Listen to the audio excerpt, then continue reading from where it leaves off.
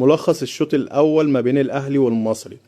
النادي المصري بيبتدي مباراة قوية، صلاح محسن بتتعمل له عرضية بيحطها على يمين الشناوي، وخطأ دفاعي قاتل من النادي الأهلي والشناوي ما شافهاش، عشان يرجع وسام أبو علي يعمل كرة لإمام عاشور، وإمام عاشور بيحرز الهدف الأول. ومن بعد هدف إمام عاشور النادي الأهلي ابتدى يضغط على النادي المصري أكتر. وسام ابو علي بيحط جون، والحكم بتاع النهارده الله يبارك له لغاه. حد بقى يقول لي في الكومنتات الراجل ده لغى الهدف ليه؟ الناس الجهابزه بتوع الاهلي نادي الدوله والكام هبده المعتبره دول يقولوا لي الهدف التاني بتاع وسام ده اتلغى ليه؟ بس ربك اسمه العدل.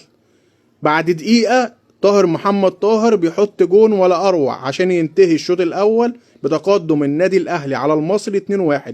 وان شاء الله النهارده النادي الاهلي هيتصدر جدول الدوري.